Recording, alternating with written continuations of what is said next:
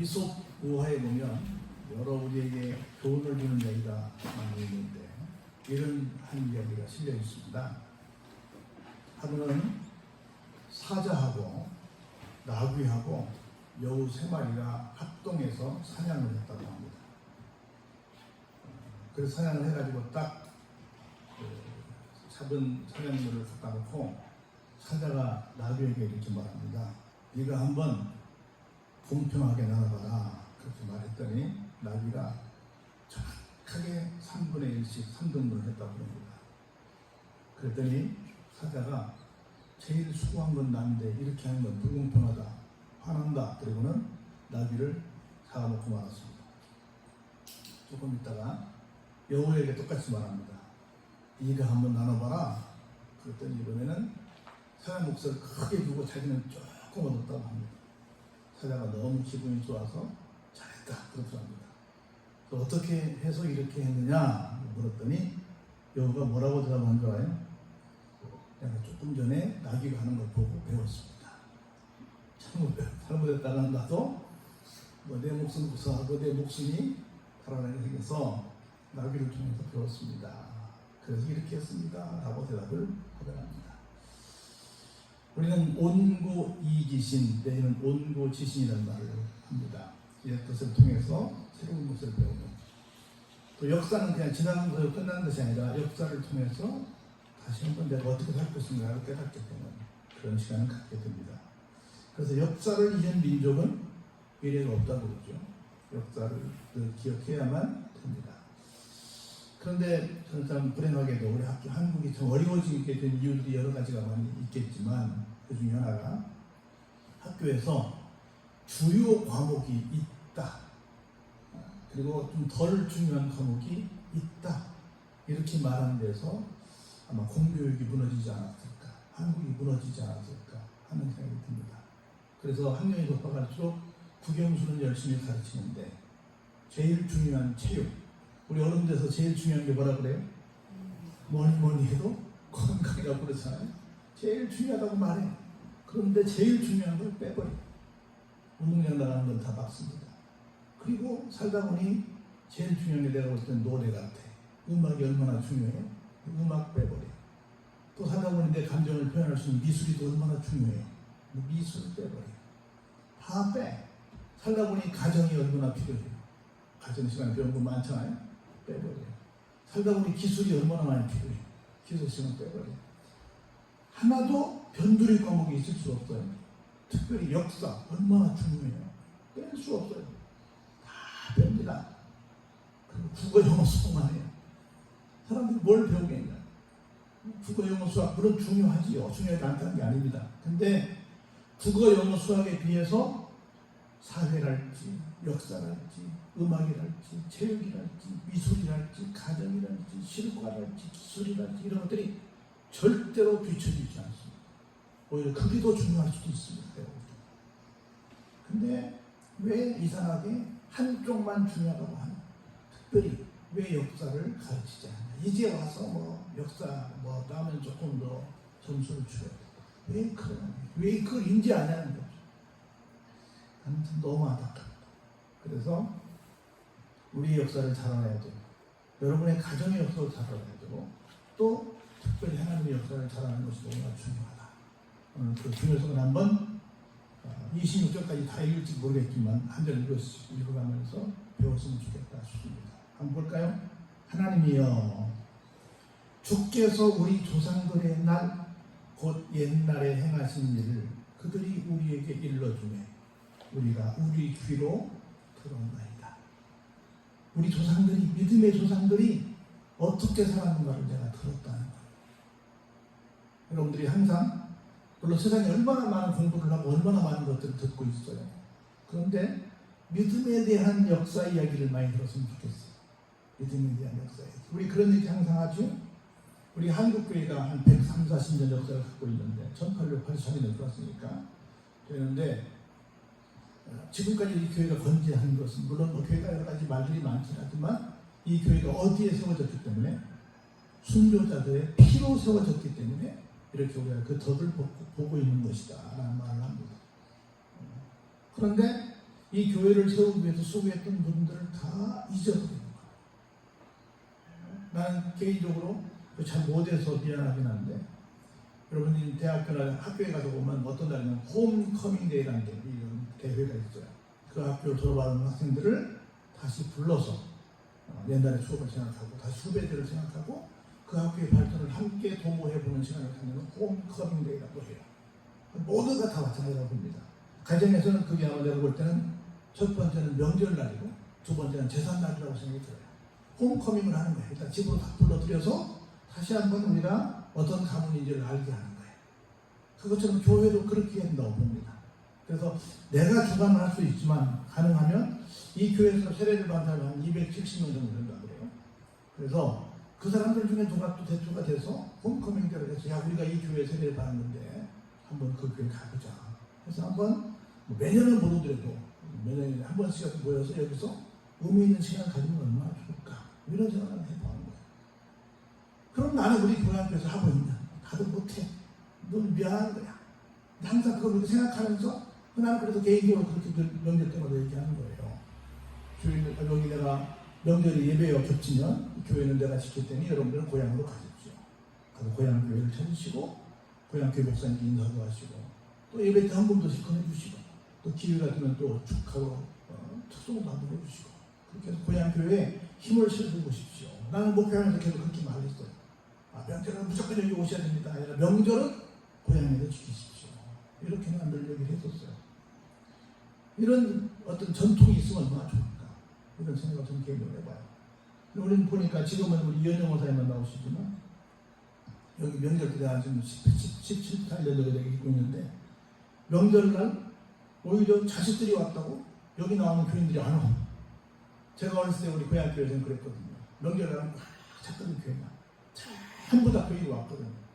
난 우리 여기서 그럴 줄 알았어. 그랬더니 세상에 자식이 왔다고 교회를 나오면 깜짝 놀랐어. 같은 시골인데 우리 시골은 명절날 식구들이 다 교회 와서 예배를 드렸는데 여기는 식구가 왔다고 교회를 빠져. 명절. 이런 무슨 일인가 싶을 정도로는 좀 이해가 안 되더라고. 하여튼 그래서 좋은 역사를 배우는 건 너무너무 중요하다 하는 생각을 좀 해봅니다. 어떤 역사를 들었냐? 2절을 볼까요? 주께서 주의 손으로 뭇 백성을 내쫓으시고 우리 조상들을 이 땅에 뿌리박게 하셨다. 여러분이 아시는 것처럼 이스라엘 사람들이 새로운 땅을 얻을 때는 실질적으로 그 전에 어디 있었어요? 애굽이라고 하는 남의 나라에서 종살이를 하고 있었습니다. 자기들이 있어서 가야 될 땅은 없었어요. 자기들 등기가 어디도 없었어요. 그런데 하나님께서 그들을 인도하셔서 지금 팔레스틴 땅, 지금 이스라엘 땅이라고 하는 젖과 꿀이 흐르는 땅으로 인도하셨어요. 그런데 이미 그곳에는 어떻게 했어요? 가나안 7개 족속에 살고 다른 사람들이 살고 있었어요. 그런데 하나님께서 나에게 그 땅을 주시기 위해서 어떻게 했어요? 그 사람들을 쫓아내셨습니다. 그렇게 해서 하나님은 내 땅도 아닌데 사실 모든 건 누구 것인데? 하나님의 것입니다. 하나님의 것인데 하나님의 것을 주인을 그냥 바꿔버리는 일을 하셨어요. 그래 거기에 뿌리를 받고 살게 해주셨습니다. 여러분 우리가 갖고 있는 모든 것들이 사실 내 게 아니에요. 하나님께서 뺏어줄 거예요. 하나님께서 주신 것을 믿으시기 바랍니다. 그래서 좀 얄밉지만 주께서 다른 민족들은 어떻게 했어요? 쫓겨났으면 고달프게 됐죠. 고달프게 하시고 우리 조상들은 어떻게 했어요? 번성하게 하셨습니다. 처음에 애국으로 내려갈 때는 70명 정도 내려갔어요. 400년이 지난 다음에 막 장정만 60만 명이 되었죠. 그리고 새로운 땅을 차지한 다음에 계속 번성하게 하셨습니다. 그런데 보세요. 3절에 한번 같이 읽어볼까요? 시작. 그들이 자기 우리 조상들이에요. 그 이스라엘 사람들입니다. 자기 칼로 땅을 얻어 차지함이 아니요 그들의 팔이 그들을 구원함도 아니라 오직 주의 오른손과 주의 팔과 주의 얼굴의 빛으로 하셨으니 주께서 그들을 기뻐하신 까닭입니다. 그랬어요. 그들이 그 젖과 꿀이 흐르는 땅을 차지하게 된 것은 칼로 무력으로 한 게 아니에요. 우리 잘 아는 것처럼 그 여리고성을 무너뜨릴 때 뭐 포로 무너뜨렸어요? 창칼로 무너뜨렸어요? 아니요, 그냥 와 하는 걸 무너뜨렸어요. 와 하고 빙글빙글 돌다가 마지막에 와 했더니 무너졌어요. 그래서 오직 누가 하셨어요? 하나님이 하셨습니다. 하나님이 왜 이렇게 하셨어요? 하나님이 그 사람들을 어떻게 하셨기 때문에? 기뻐하셨기 때문에. 하나님이 나를 기뻐하시면 나는 모든 것들을 뭐 할 수 있다? 차지할 수 있다. 하나님이 기뻐하시면 모든 것이 누구 거다? 내 거다. 할렐루야? 하나님이 기뻐하시면 내 거다. 멀쩡히 살고 있는 쫓아내고 번성하게 하고 다 차지하게 하고 하나님이 기뻐하십니다. 그래서 이렇게 고백해요. 시민은 하나님이여 주는 나의 왕이시니 야곱에게 무엇을 베풀어 달라? 구원을 베풀어 달라. 하나님이 나의 왕이십니다. 사실은 하나님이 모든 것에 다 왕이십니다 라고 하는 거죠. 나는 성경을 읽으면서 은혜가 되는 걸 주장하고 하냐면 야곱에게란 말이에요. 야곱의 하나님이란 말입니다. 야곱에게란 말은 우리 잘 아시는 것처럼 이스라엘의 옛날 이름이잖아요. 근데 야곱은 얼마나 참 고달픈 인생을 살았어요. 속이는 인생, 속는 인생. 본인이 얼마나 고달픈 인생을 살았습니까? 그런데 그런 고달픈 인생 하나님 앞에 복받을 수 없는 그런 여러 가지 약점을 가지고 있는 그 이름, 그 이름의 대명사가 뭐예요? 야곱. 그런 온전함이 아니라 정말 부족한 그런 야곱에게 하나님께서 뭘 주신다? 은혜를 주시고 구원을 주십니다. 할렐루야. 그래서 우리 5절 한번 크게 읽어볼까요? 시작. 그래서 우리가 주를 의지하여 우리 대적을 거르고 우리를 치러 일어나는 자를 주의 이름으로 부르리이다. 아멘. 얼마나 우리 대적이 많아요. 얼마나 우리를 치러 오는 놈들이 많아요. 그런데 내가 주님만 의지하면, 그래서 주님이 나를 기뻐만 하시면 나는 어떻게 한다? 그들을 밟을 수 있다. 할렐루야. 왜? 내가 창으로 칼로 싸우는 게 아닙니까? 누가 대신 싸우십니까? 하나님이 싸우시니까. 또 6절 똑같이 말을 해요. 나는 내 활을 의지하지 아니할 것이다. 내 칼이 나를 구원하지 못합니다 라고 말합니다. 내 활, 내 칼이 나를 구원하지 못해요.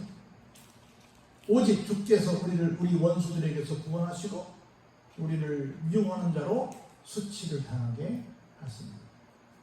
오직 누가 한다고요? 오직 주님이 하신다고요. 오직 주님. 그래서 볼까요? 우리가 종일 누구를 자랑해요? 같이 읽어보시죠. 우리가 종일 하나님을 자랑해야 한다. 우리는 하나님의 이름에 영원히 감사합니다.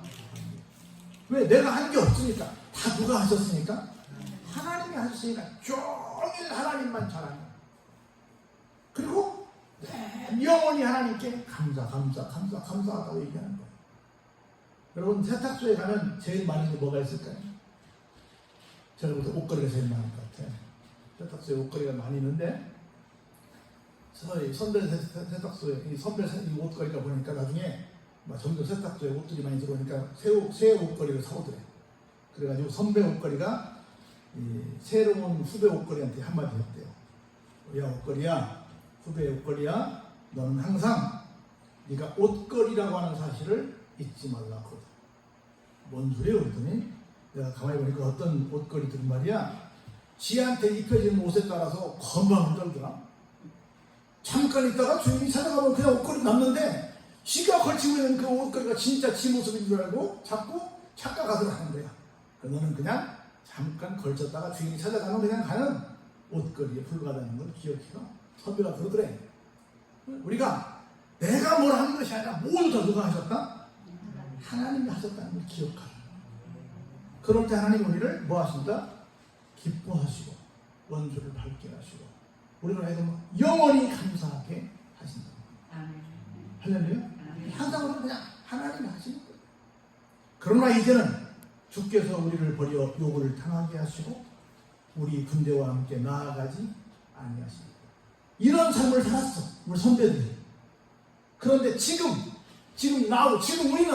우리 선배들은 그렇게 하나님께서 지켜주셨는데 지금 우리는 그렇지 않고 있다는 걸 이제 내 현실을 다시 얘기하는 거예요. 우리는 지금 욕을 당하고 있고 우리가 이렇게 어려움을 당하고 있는데 주님께서 왜요?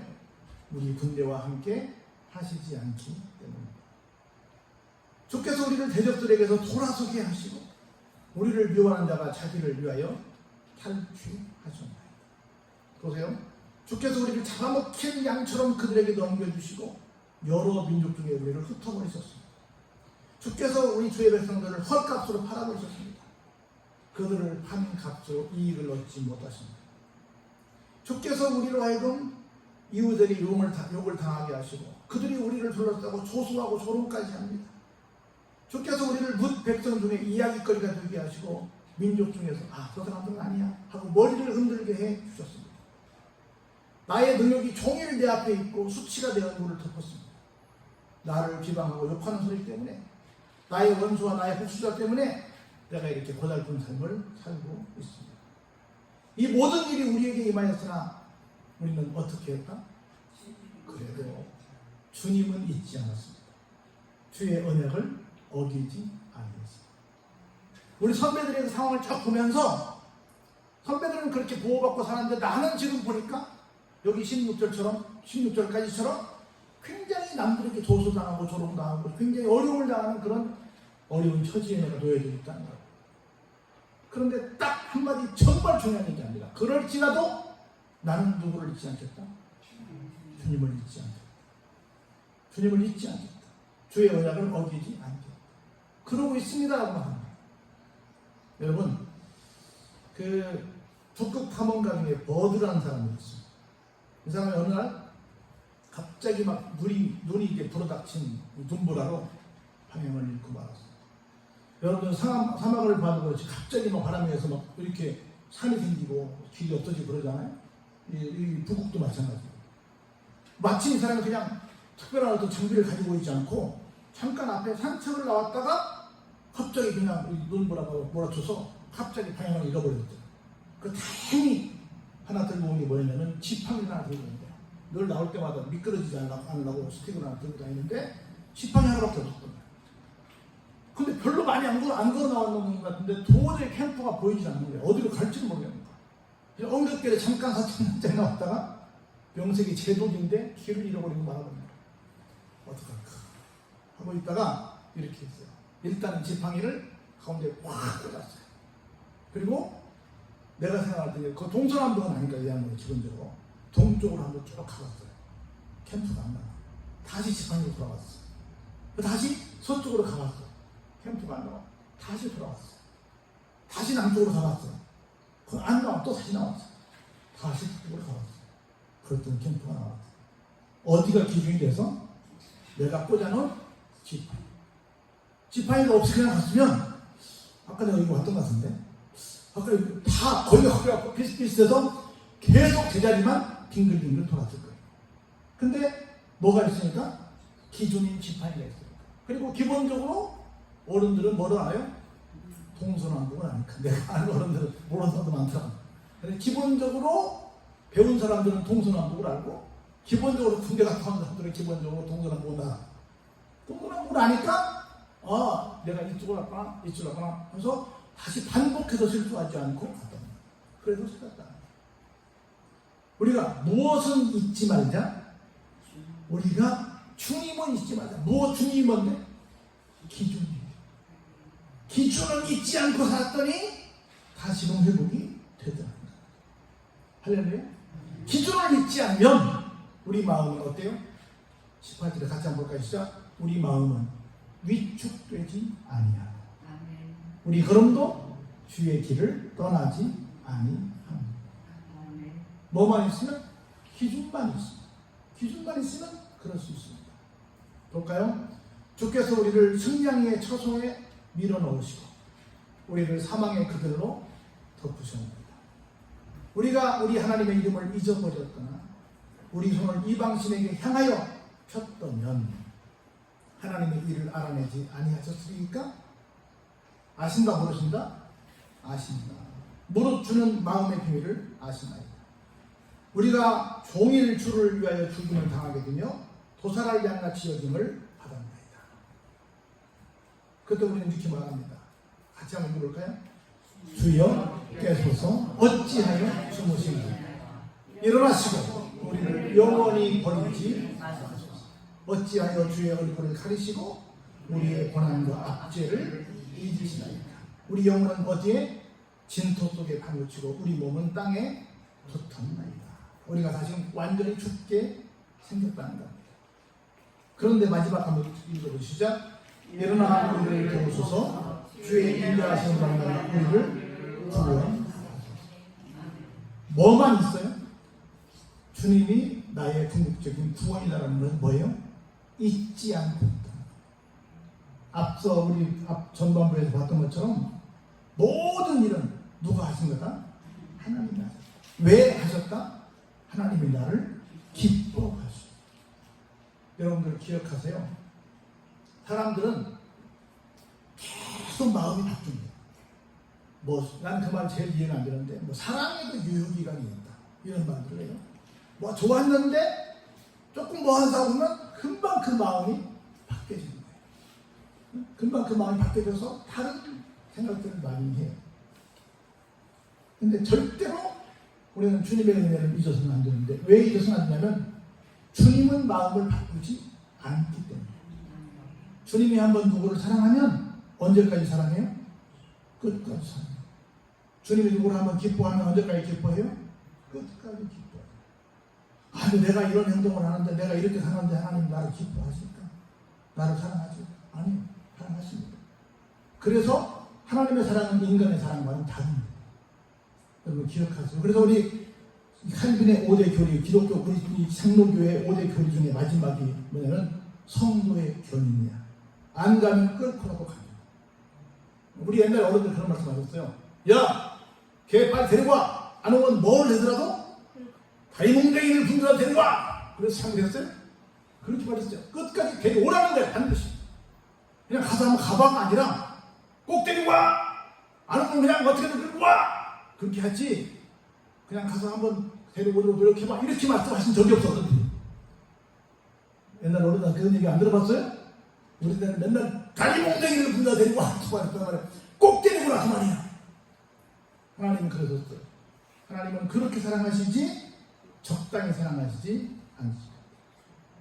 어떻게 하면 하나님만 쳐다보냐. 여러분 우리 여기 바로 밑에 가면 신발장 앞에 액자가 이렇게 걸려있죠. 그게 무슨 그림이에요?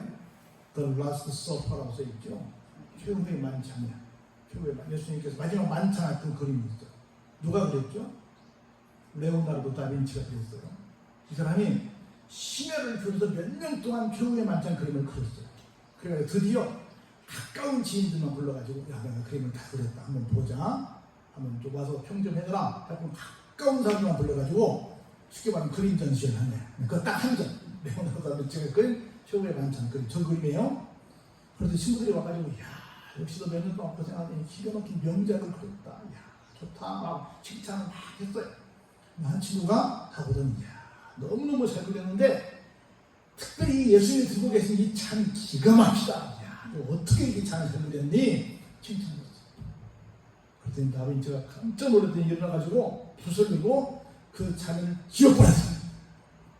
아니 이렇게 심혈을 기울여서 그렸는데 이 귀한 그림을 어떻게 네가 그렸지?